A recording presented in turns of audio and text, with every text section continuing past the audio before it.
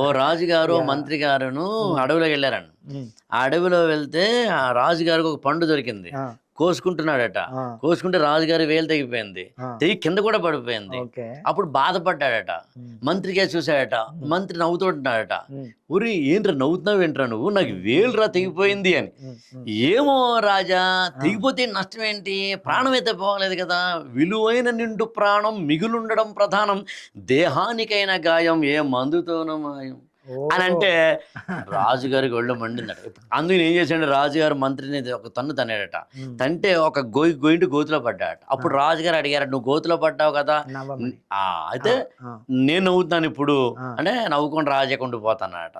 So మంత్రేమో గోతులో ఉన్నాడు, రాజేమో ఆ అడవిలోకి వెళ్ళిపోయాడు. అడవిలో ఉన్న కొంతమంది ఒక యాగం లాంటిది, యజ్ఞం లాంటిది, లేకపోతే ఒక జాతర లాంటిది చేస్తూ బలి ఇవ్వాలనుకున్నారు, నరబలి ఇవ్వాలనుకున్నారు. ఎవరుంటే బాగుంటుందంటే మఫ్టీలో ఉన్న రాజుగారు కనిపించారు కాబట్టి రాజుగారిని తీసుకెళ్లి బలిపీఠం మీద కూర్చోబెట్టి ఆయన్ని బలిపోతుంటే ఆయన మొత్తం టెస్ట్ చేస్తే ఓ వేలు లేదు. వేలు లేకపోతే మనం చూడండి, దేవుళ్ళకి ఏదైనా అరటిపండు పెట్టాలనుకోండి, అరటిపండు బాగా ఉండి ఏదో ముక్కు పోతే దాన్ని పక్కన పెట్టేస్తాం. అలా దేవుడికి బలి ఇవ్వాలంటే ముందర వీడి వేలే లేదురా బాబు, వీడి ఎలిజిబుల్ కాదని వదిలేశారు.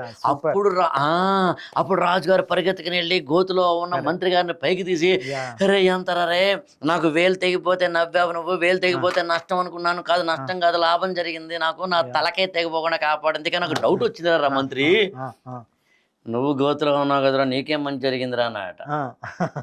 రాజా నన్ను బలిచ్చేవారు కదా, రాజా నువ్వు నన్ను గోతులో తనకుండా ఉండుంటే, నేను గోతులో పడకుండా ఉండుంటే, ఇతన్ని బలిస్తుండే, ఇద్దరం కలిసి ఎగేసుకుని వెళ్ళుంటే, నిన్నో పీట మీద నన్నో పీట నిలబెట్టి ఉంటే, ఓకే నిన్ను టెస్ట్ చేసినట్టే నన్ను టెస్ట్ చేసి ఉంటే, నీకు వేలు లేదు కాబట్టి వదిలేసి ఉండేవారు, నాకు మొత్తం ఫుల్ కండిషన్ ఉంది కాబట్టి వేసేసి ఉండేవారు. కాబట్టి వేలు తెగడం నీకు మంచిదైంది, గోతులో పడ్డం నాకు మంచిదైంది, జీవితంలో అంతా మనం మంచిగా. వావ్.